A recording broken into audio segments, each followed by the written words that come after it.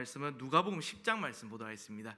누가복음 10장 25절에서 37절의 말씀 우리 함께 보도록 하겠습니다.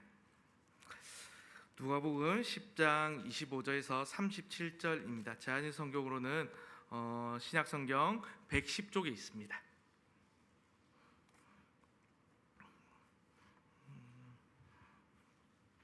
누가복음 10장 25절 37절 말씀 다 차인 줄 알고 한 절씩 교독해서 읽도록 하겠습니다. 25절입니다.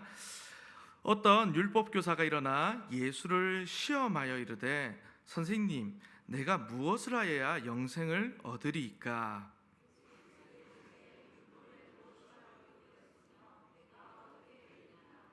대답하여되 내 마음을 다하며 목숨을 다하며 힘을 다하며 뜻을 다하여 주 너의 하나님을 사랑하고 또한 내 이웃을 내 자신같이 사랑하라 하였나이다.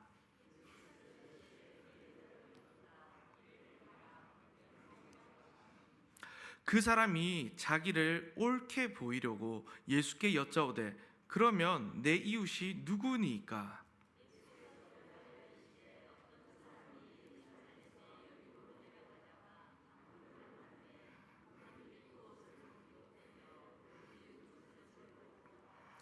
마침 한 제사장이 그 길로 내려가다가 그를 보고 피하여 지나가고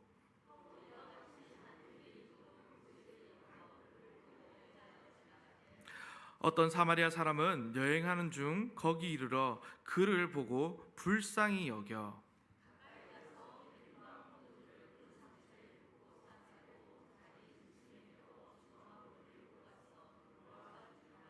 그 이튿날 그가 주막 주인에게 데나리온 둘을 내어주며 이르되 이 사람을 돌보아 주라. 비용이 더 들면 내가 돌아올 때에 갚으리라 하였으니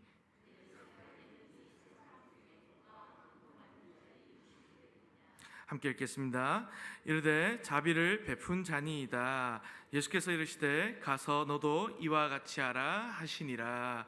아멘. 네, 오늘 우리 말씀은요 잘 아시는 선한 사마리아인 비유입니다. 그래서 이 비유는 누가복음에만 또 나오는 비유이기도 한데 우리에게 너무나 친숙한 비유입니다. 그래서 이 비유는 또 사마리아인 선한 사마리아인의 법이라는 이런 법도 있는 법률적 용어도 있기도 하고 또 교회 밖에서도 많이 사용되는 이야기입니다. 그리고 많은 경우에는 이제 이 비유를 토대로 구제 사역이나 다른 사람을 돕는 일을 할 때 이 비유가 많이 인용됩니다. 도움이 필요한 그 사람들에게 자비를 베푸는 일, 좋은 일입니다. 그렇죠? 또 우리가 주님의 사랑을 실천할 수 있는 귀한 사역들입니다. 그런데 참 아이러니한 것은 이 비유는요 어려움에 처한 사람을 도와주라고 기록된 말씀이 아니라는 겁니다. 이 비유의 목적이 그것이 아니라는 겁니다. 그렇다면 이 비유의 진짜 목적 무엇일까요?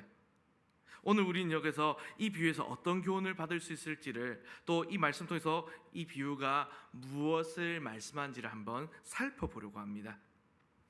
사람들이 이 비유에 대해서 자비를 베풀라, 오늘 이 마지막 절이었죠. 그 베풀라는 내용만 생각한 것은 이 비유의 맥락을 사실은 전체적으로 이해하지 않았기 때문입니다. 이 비유 자체는요 오늘 30절부터 시작이 됩니다.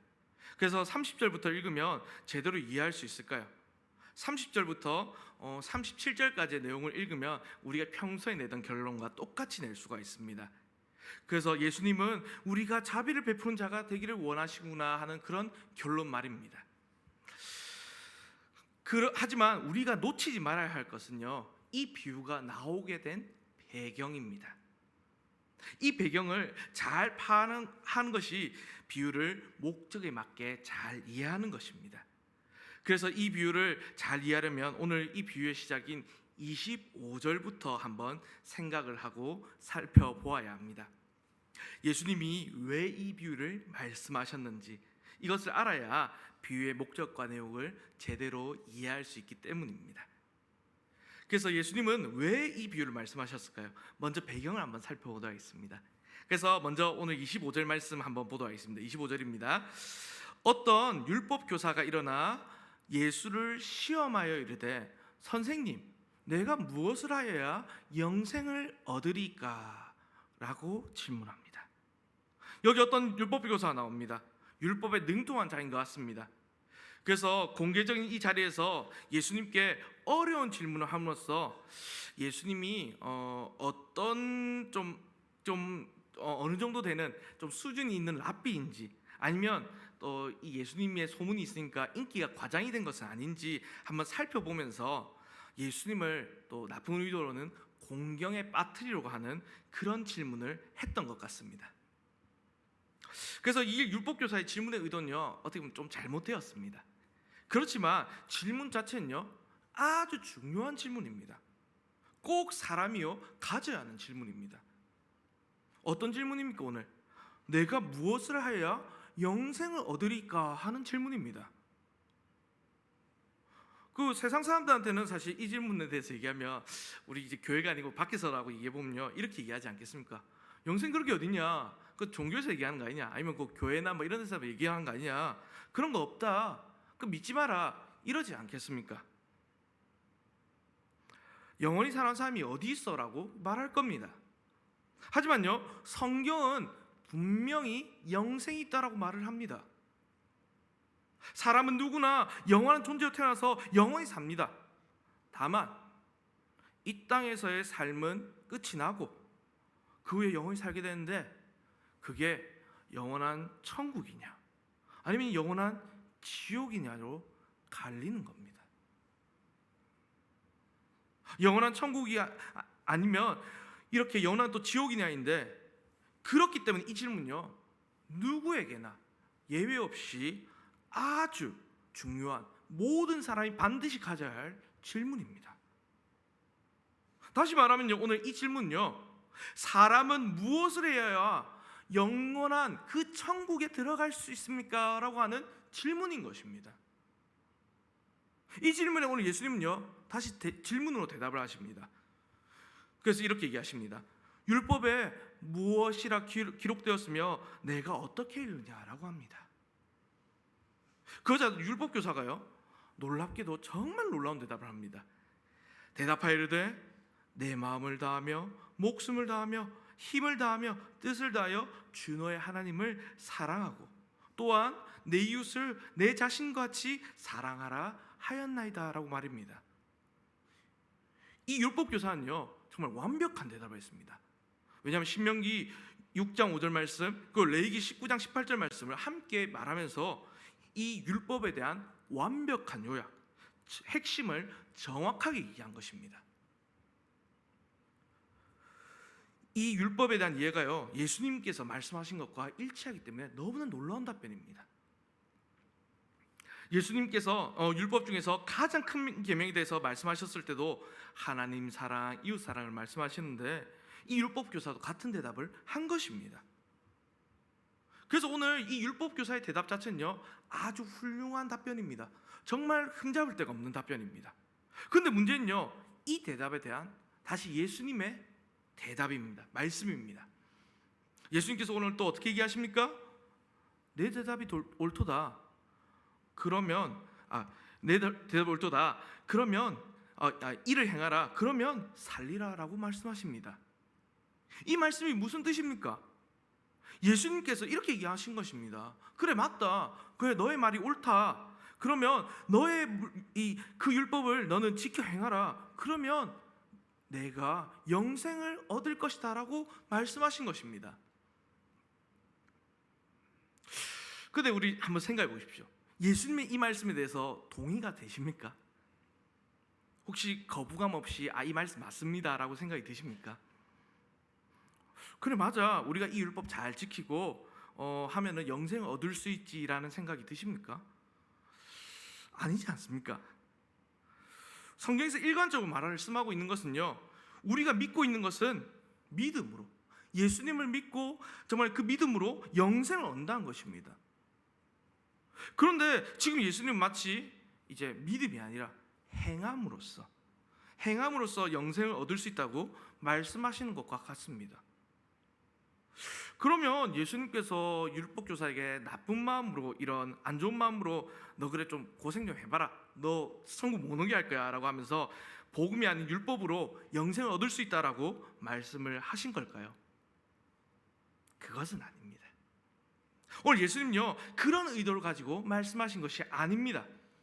예수님은 율법 교사에게 율법의 거울을 있는 그대로 비추어서 그가 율법 교사가 율법을 통해서 자신의 모습을 한번 제대로 볼 수 있도록 하셨습니다.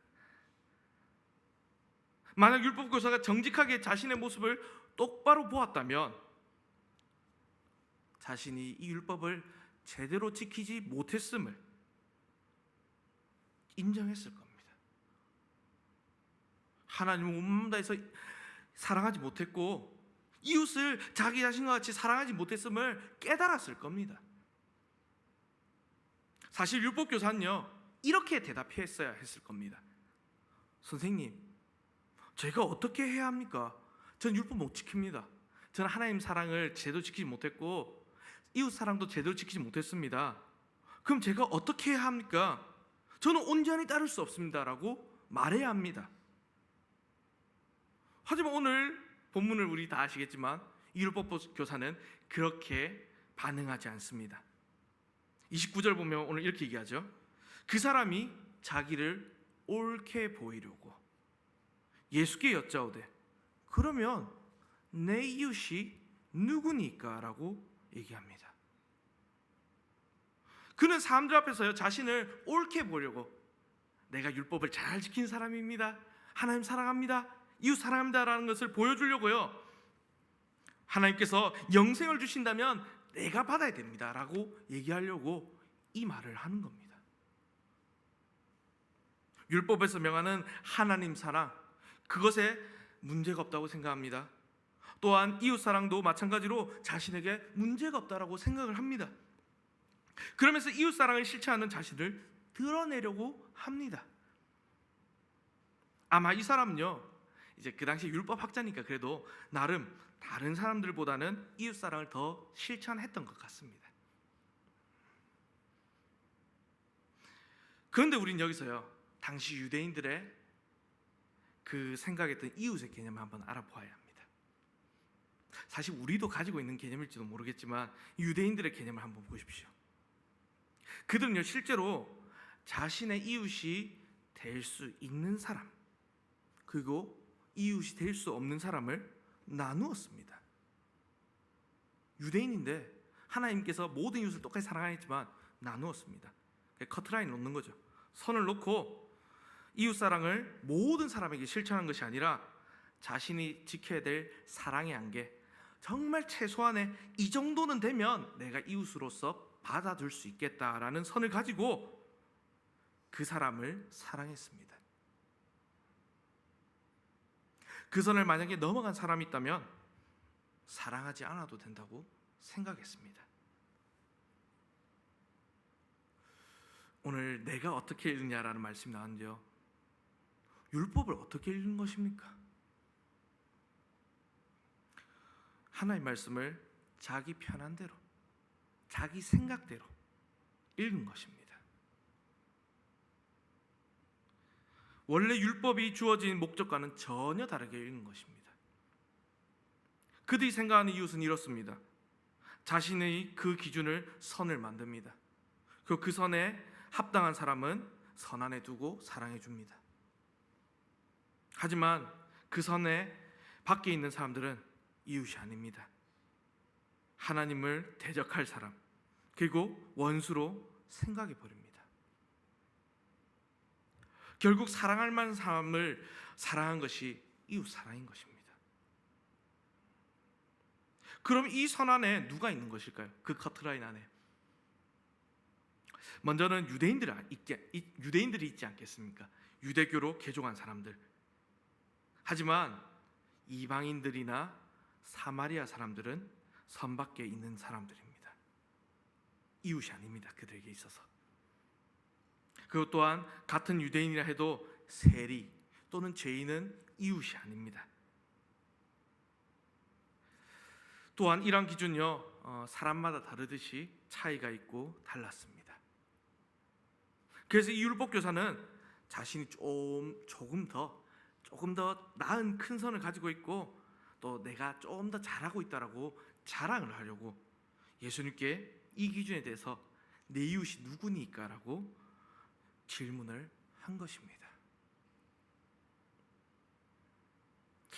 이렇게 하면 이웃 사랑이 너무 쉽지 않습니까? 자기가 사랑하기에 좀 어려운 사람이 있으면 골라내면 됩니다. 아, 이 이웃은 내 사랑 못하겠어. 이런 이웃은 내 이웃으로 취급하지 않아야겠어. 내가 사랑할 수 있는 사람만 사랑하면 됩니다. 얼마나 편한 사랑입니까? 이들은 자신의 입맛에 맞도록요, 율법을, 하나님의 말씀을 자기 입맛 맞도록 읽은 것입니다. 또 더 나아가서 읽는 사람의 취향을 따라서 해도 되고 안 해도 되게 만들었습니다. 왜 그렇게 했습니까? 그렇게 하지 않으면 하나님께서 주신 이 율법을 지킬 수가 없기 때문입니다. 하나님의 기준이 너무나 높으니까 자신에 맞춰서 낮추는 것입니다. 자신에게 유리한 쪽으로 내가 할 수 있는 만큼은 요만큼이다, 이렇게 해서 이웃이란 말을 바꿔버린 것입니다. 이것이 오늘 예수님께서 비유를 말씀하신 이유가 됩니다. 예수님은 율법교사의 이 질문에 대해서 율법의 원래 의미를 알려주시기 위해서 하나님의 기준이 얼마나 높은지 분명히 하시기 위해서 그가 도달할 수 없는 그 율법의 기준을 일깨워 주려고 말씀하십니다. 오늘 예수님은 기준을 낮추시려고 오신 것이 아닙니다. 하나님의 기준, 그 원래 기준이 분명히 높다는 것을 알려주시고 사람들이 낮춰놓은 그 기준을 원래대로 높이려고 오셨습니다. 그리고 사람들이 도달할 수 없는 이 기준을 깨닫도록, 그리고 그 기준을 자신이 온전히 순종하시려고 이 땅에 오신 것입니다. 그 예수님께서 이웃에 대해서 말씀을 하십니다. 이제 여기서부터 비유의 시작입니다. 그 비유를 보면 이렇게 시작이 되죠. 어떤 사람이 예루살렘에서 여리고를 갑니다. 내려가다가 강도를 만나게 됩니다. 실제로 이 여리고라는 이 내려가는 길을 보면 이제 제가 사진으로만 본 적이 있습니다. 이제 어떤 교수님들이 이제 사진을 보여주시더라고, 이런 거 갔다 와서 보는데 매우 길이 가파르고요, 험한 산지를 따라 길이 이어져 있습니다. 그래서 또 이 당시 지형적인 특징으로는요, 큰 바위 또 동굴이 많았습니다. 강도들이 또 많이 활동했는데 바위나 동굴에 숨어 있다가 지나간 사람들을 많이 노렸다고 합니다.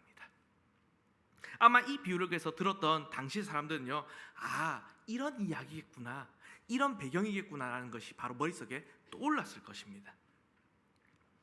어떤 사람이 이 위험한 지역을 내려가다가 강도를 만난 것입니다. 그냥 그래서 강도가 만났는데 강도가 가진 것만 좀 빼앗고 가면 되는데 그나마 괜찮을 텐데 그러지 않았습니다. 오늘 내용을 보면요, 여기 옷을 벗겼다라고 하고 또 거의 죽을 정도로 때린 후에 버리고 갔다라고 되어 있습니다. 이 말이 무엇입니까? 여기 옷을 벗겼다는 것은 이 사람의 모든 소유를 빼앗았습니다. 그리고 옷도 돈이 되는 물품이기에 이 강도들이 모든 것을 빼앗은 것입니다. 거기다가 또 이 사람은 정말 입고 있는 것까지 다 털리고요, 그 다음 죽을 만큼 심하게 맞았기 때문에 스스로 움직일 수도 없습니다. 목소리조차 낼 수 없는 것입니다. 다른 사람의 도움이 없이는 어찌할 수 없는 상태입니다. 어떻게 하면 좋습니까? 지금처럼 우리 폰이 있어서 신고라도 할까요? 아니면 살려달라고 정말 소리를 짜내서 외쳐볼까요? 근데 소리친다고 해서 그 산 중에 누가 들을까요? 그냥 죽을 수밖에 없는 비참한 상황입니다. 고통 속에서 죽어가는 겁니다, 원래라면. 그런데 마침 극적으로 그 길을요, 제사장이 지나갑니다. 정말 반가운 일입니다. 희망이 한 줄기 생겼습니다. 율법을 따라 성전에서 이제 희생 제사를 드리는 경건한 제사장입니다. 이 제사장이라면 경건한 사람이니까 여기에 죽어간 자를 충분히 도와줄 것입니다. 그런데 제사장이 어떻게 합니까? 강도 만난 자를 보고 피하여서 지나갑니다. 여기 피하여 지나갔다는 말은 의도적으로 맞은편으로 발길을 옮겼다는 것입니다. 제사장은 이 아픈 사람, 이 정말 강도당한 사람을 분명히 보았지만 그를 피해 갔습니다. 일부러 가던 방향을 다른 곳으로 틀어서 공경에 찬 이 사람을 외면한 것입니다. 그 다음에 등장한 사람은 레위인입니다. 이 레위인도 종교적인 일에 아주 헌신적인 사람입니다. 이들은 성전에서 일반적인 그런 업무에 종사했고 또 제사장을 잘 돕고 성전을 관리하는 일을 했습니다. 그가 도와주지 않았을까요? 하지만 그도요 제사장과 똑같았습니다. 강도 만난 자를 보고 의도적으로 피해서 모른 척하고 지나갑니다. 두 번에 걸쳐 그나마 도움을 받을 수 있는 기회가 모두 날아가 버렸습니다. 제사장과 레위인은 사람들이 생각하는 참 경건한 사람이었지만 절실히 도움을 필요로 하는 이 사람을 외면했습니다. 마지막으로 이제 유대인이 아닌 사마리아인이 등장합니다. 방금 말씀드렸다시피 유대인과 사마리아인은 원수입니다. 그냥 사마리아 사람은 유대인과 정말 서로 경멸하면서 원수로 지냈습니다. 유대인의 이 기준에서 그 커트라인에서 이 사람은요 이웃이라는 선에서 가장 끝에 있는 이웃이 될 수 없는 사람입니다. 이웃으로는 감히 생각조차 하지 않는 사람입니다. 그런데 이 사마리아 사람은요 강도 만난 사람을 보고 오늘 어떻게 되어 있죠? 불쌍히 여겼다라고 되어 있습니다. 우리 이 대목에서 우리는요 아무런 감흥도 없고 그냥 그래도 좀 불쌍한 사람이 있을까 불쌍히 여겼구나라고 생각할 수 있지만 당시 사람들에게는요 원수인 이 사람들이 불쌍히 여겼다? 이것은 엄청난 충격이었을 겁니다. 예를 들어서 우리 그런 사람들 있지 않습니까? 딱 몸만 봐도 몸 좀 덩치가 크고 또 조금 문신도 좀 있고 조금 얼굴도 험악하게 생기고 이런 사람들이 다가온다고 생각해 보십시오. 그럼 대부분은 편견을 가지지 않겠습니까? 좀 멀리 하려고 하지 않겠습니까? 그런 조직에 몸을 담고 있는 사람이 만약에 지금 강도 만난 사람에게 다가간다고 하면 어떻게 생각하겠습니까? 당연히 저 사람을 더 해코지하거나 아니면 완전히 끝을 내려고 하는 것은 아닌가라고 생각할 수도 있습니다. 근데 오늘 이 사마리아 사람 이제 원수인데요. 어떻게 보면 이제 유대인에게 있어서 이 사람은 어떻게 합니까? 그를 보고 불쌍히 여깁니다. 그에게 가까이 갑니다. 그를 보고 피해갔던 제사장과 레위인과는 전혀 다릅니다. 그리고 상처를 위해서 응급처치를 합니다. 모르는 사람을 위해 자기 짐승에 태워서 주막에 데리고 가서 돌보아 줍니다. 그냥 또 맡기고 떠난 것이 아니라 하룻밤을 함께 머물면서 그를 간호했습니다. 강도 만난 자를 위해서 정말 그에게 필요한 것을 자신이 모두 제공을 합니다. 또한 주막 주인에게 데나리온 2를 주면서 돌봐주기를 부탁까지 합니다. 심지어 비용이 더 들면 또 나중에 청구해라 그렇게 주겠다라고 약속을 합니다. 이 사마리아 사람은요 자신이 알지 못한 사람, 어떻게 보면 이웃이 될 수 없는 사람을 위해서 자신의 수고와 시간과 물질을 희생한 겁니다. 이 사마리아 사람은 강도 만난 자의 필요를 더 중요하게 생각했습니다. 그 상황에서 내 이웃이 누구인지, 너는 내 이웃이 아니다, 너는 내 선 안에 들어오는 사람이 아니다라고 따지지 않았습니다. 예수님은 이 비유를 이렇게 마치시고 율법교사에게 질문하십니다. 내 생각에는 이 세 사람 중에 누가 강도 만난 자의 이웃이 되겠냐라고 말입니다. 여기서 예수님은 율법교사의 이 잘못된 질문을 바꾸십니다. 율법교사는 내 이웃이 누구인가라고 질문을 했지만 그것은 중요하지 않습니다.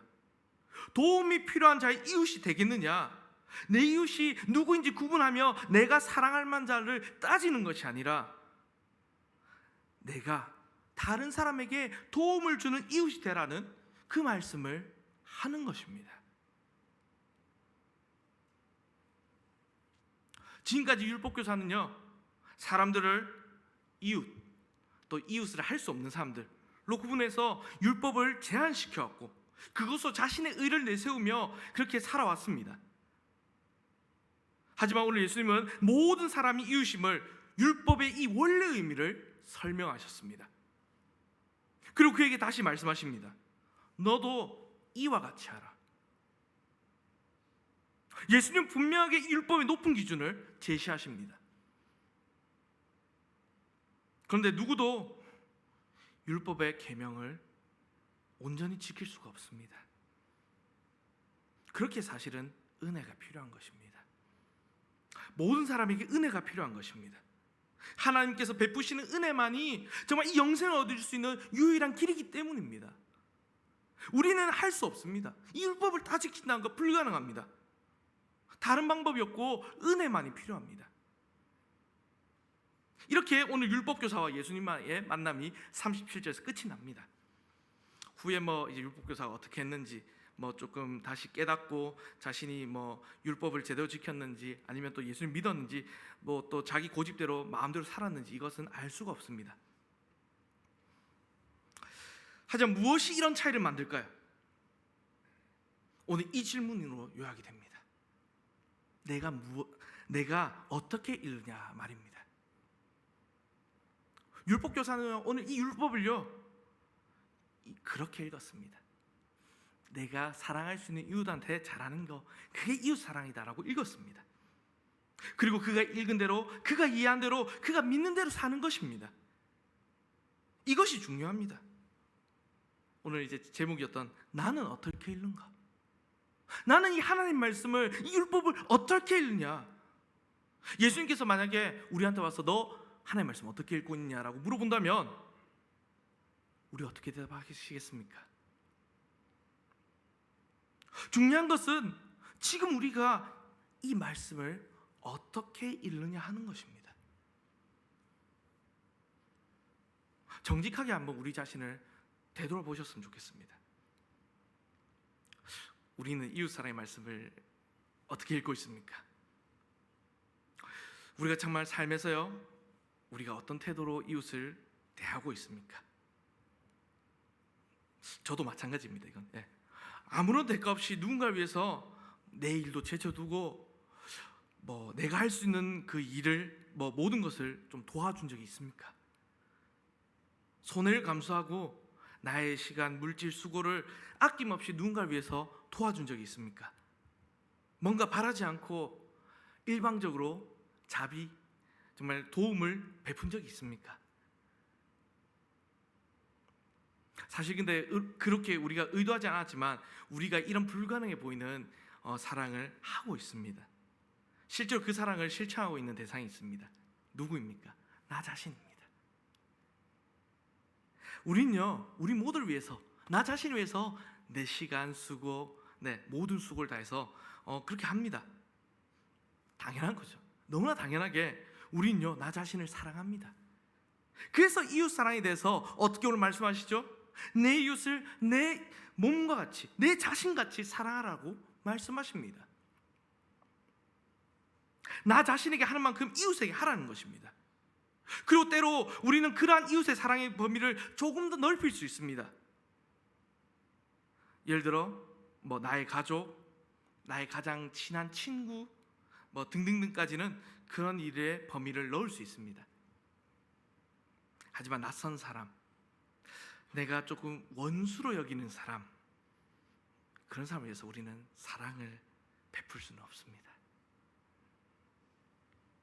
이것이 율법교사가 했던 그 질문에 대한 예수님의 대답입니다.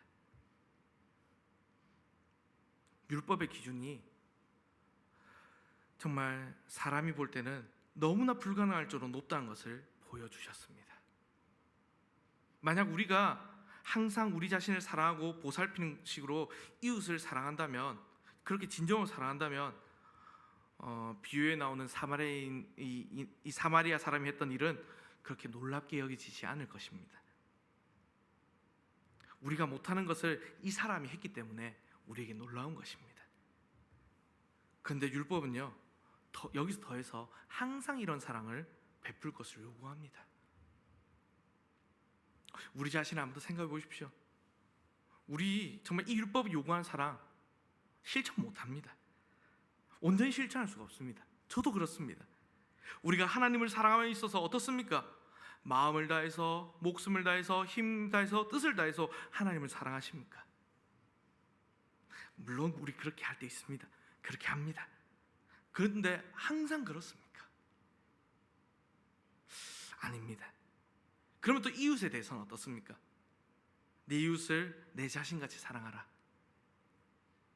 아니 정말 이웃 전에 우리 가족만 한번 생각해 보십시오. 형제 자매 아니면 부모님에게, 자녀에게 항상 사랑한 것, 이것조차도 쉽지 않습니다. 내 가족인데도요. 우리는 정말 이 율법 하나 지키는 게 너무나 어렵습니다. 불가능합니다. 사실 우리는 안 됩니다. 사실 하나님의 이 기준에는 우리가 이룰 수가 없는 것입니다. 만약 영생이 나의 노력으로, 행함으로 얻어야 한다면 우리는 절대로 영생을 얻을 수 없을 것입니다. 하지만 하나님께서 그리스도를 통해 하셨다는 겁니다. 자비로 우리에게 그 영생을 허락하셨습니다. 정말 하나님께서 우리를 불쌍히 여기셨습니다. 마치 강도 만나서 정말 죽을 수밖에 없었던 우리를 하나님께서 불쌍히 여겨주셨습니다. 그런 우리를 또 살리기 위해서 자신의 모든 것을 우리에게 내어주셨습니다. 우리가 행한 것과는 관계없이 순전히 그 하나님의 은혜로 말미암아 오늘 우리는 영생을 누리게 된 것입니다. 그리스도께서 우리를 대신해서 속죄를 이루셨기 때문입니다. 우리의 공로가 아니라, 오늘 우리의 어떤 행함이 아니라 하나님의 은혜로 그렇게 된 것입니다. 그리고 그 은혜가 이제 우리를 바꿉니다. 우리를 변화시킵니다. 우리에게 주어진 그 새 생명이 우리를 새롭게 하는 것입니다. 여러분, 우리에게 생명이 없을 때, 영생이 없을 때 오늘 이 말씀을, 이 율법을 한번 보면요, 이것은 하나님의 저주입니다. 좀 우리에게 저주입니다. 하지만 다시 우리 이 말씀을 보십시오. 생명을 가진 자로서, 이제는 우리가 영생을 얻은 자로서 이 말씀 보면 어떻습니까? 이것은 바로 우리에게 있어서 축복이라는 것입니다. 좀 율법의 참 목적과 의미를 알고 하나님께서 어떻게 우리에게 구원을 베풀어 주시는지 그것을 우리가 알 수 있기 때문입니다. 우리 주님이 주신 그 새 생명이 이제는 율법을 행할 수 있는 힘을 주기 때문입니다. 그래서 주님께서 허락하신 은혜로 우리가 이렇게 고백할 수 있는 겁니다. 주님 사랑합니다. 주님 정말 우리의 힘과 뜻을 다해서 하나님을 사랑합니다. 또 주님을 사랑함으로써 이웃을 사랑하겠습니다. 또 부족하지만 예수님의 그 본을 따라서 우리가 예수님처럼 살아가고 정말 이 땅에서 이웃을 사랑하겠습니다라고 우리의 영생을 얻었기 때문에 고백할 수 있는 것입니다. 그러니 오늘 이 말씀을 비추어서 한번 우리를 되돌아봤으면 좋겠습니다. 우리가 어떤 자인지 한번 돌아보시고 그런 우리에게 베풀어 주신 하나님의 은혜가 얼마나 놀라운지를 기억하시길 바랍니다. 그래서 우리 삶에 넘치는 그 은혜를 찾으시고요, 그 은혜를 제대로 읽으시길 바랍니다. 하나님의 은혜를 내 위주로, 내 편한 대로, 내 마음대로, 내 기준대로 읽으면 정말 나 정도면 좀 괜찮은 사람 아닌가, 나 정도면 잘하고 있지 않냐라고 읽는다면 오늘 이 율법학자 같은 자들밖에 되지 못합니다. 그러면 나에게 은혜가 되지 못합니다. 진짜 나의 진짜 모습을 모르면서 다른 사람과 비교하여 자신의 의를 내세우고 착각 속에 살게 되는 것입니다. 그래서 그렇게 되지 않기 위해서 나에게 있는 그런 교만함을 버리기 위해서 나는 이 말씀을 어떻게 읽는가, 이 질문 앞에서 스스로를 점검해 보시길 바랍니다. 그래서 이 말씀을 통해서 하나님의 은혜를 기억하시고 그 은혜에 합당하게 반응하여서 하나님의 은혜를 이 땅에서 실천하시길 바랍니다. 그래서 그래서 은혜 받은 자께 은혜를 나누며 오늘 하나님을 더욱더 사랑하고 더 이웃을 사랑하며 말씀대로 주님께 주신 그 말씀대로 살아가시는 우리 성도님 되시기를 주님의 이름으로 간절히 바랍니다. 아멘.